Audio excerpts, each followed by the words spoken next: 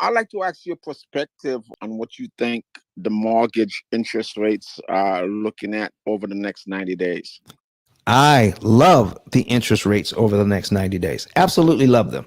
If you can afford the payment, the higher interest rates are better than the lower ones. What did you want to ask me specifically about the interest rates, Mountain? Because I'm looking at an upcoming mortgage for $5 million, and I'm wondering, should I go ahead and lock it in now at 5.5, or should I wait and see if the interest rate might come back down in the next 90 days? All right. Or should I just go ahead and just say, take a whack at it? Sir, can I be perfectly honest with you?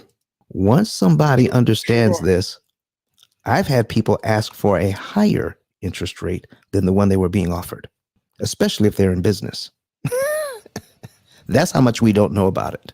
Can you imagine being in a position where you could take a look at your finances and say, you know what, based on what we have here, we'd be better off at a higher interest rate than the lower interest rate the bank is offering. Does that seem a little crazy to you? Yeah. So why would you want the high interest rate and your payments are going to be higher? Because the reason why you do that is for everything else. Are you building a building? Is this something you're building or something you're just buying? Yes, it's a building I'm building. All right, so building you're building. So do you care how much the concrete costs? Overall, I want to see my profit margin. And when you're breaking down the profit margin, do you take a look at labor costs? Of course I do. I take a look at the labor costs, and I take a look at, the supplies. Right. But what we don't look at, and all of the things that you're going to break down to put this thing together, to put this deal together, do you know the one thing that people don't realize is the interest costs on the loans and how to mitigate it? You know how to make sure I'm going to pay, I want to get the best materials I can and pay the least amount for it, correct? Correct. And it sounds like you've been in business a while, but what if there was a way for you to borrow money and pay the least amount of interest that's mathematically possible that you never even heard of before? Would you like to know more about that? I sure would. All right, folks, here's what we've got. So I'm showing you that in this $500,000 mortgage at 3%, we have $858.02 going to principal the first month, which is January. And let's say we make our January payment where $1,250 goes to interest on the first line. We're paid down to $499,141.98. There you go. The bank uses the principal balance on line one or on any line to determine how much interest is paid on the very next line. So you don't need to know very much about this. You just need to know whatever line we're on, we're going to pay the interest on the very next line based on the principal balance on the current line. All right. So based on this, we're supposed to pay on line two, $1,247.85 in interest. But let me show you something. If we make our payment in January, the February principal payment is $860.17. Do we have to wait till February to give the bank that $860.17? I need you to put that in the chat, folks. Do we need to wait till February to give the bank that $860.17? Yes or no? No. Okay, I see it. I see it. No, you don't. No, you don't. People are putting it in the chat. No, you don't need to pay that. You don't need to wait. If you had it, you can actually pay that money in January as well.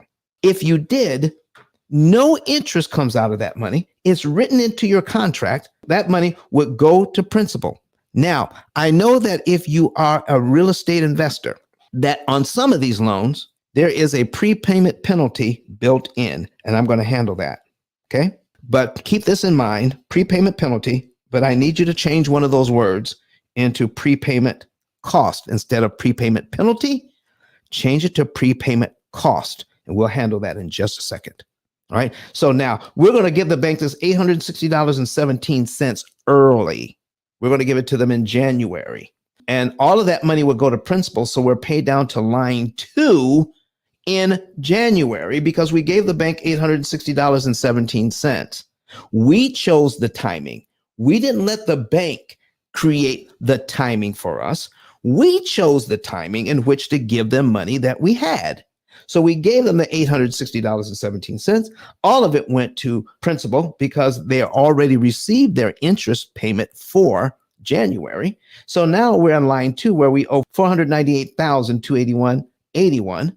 And so our next mortgage payment then for February, remember, whatever line you on, look to the next line. Our next mortgage payment for February is on line 3 of the schedule, where we're paying $862.32 and $1245.70. What just happened?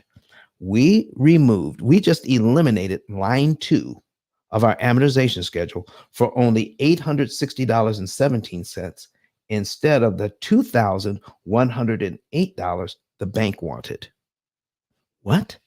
We gave them $860 and we turned our 360 month payment into 359 monthly payments just by giving the bank $860.70 early? Yeah. What about this?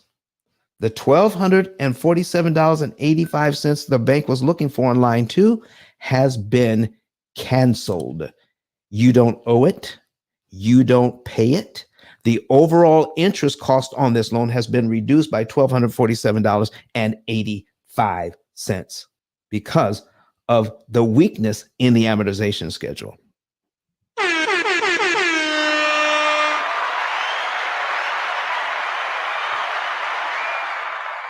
But Don has some valuable information that can contribute to the quality of a person's life. And it only costs you a few dollars. It's his book. Why not get that? I'm going to go through the P.I.L.L method myself with some of my investment properties. So I'm going to link up with Don, and then I'm going to sit down with him, show him my investment portfolio, and see how I can eliminate interest.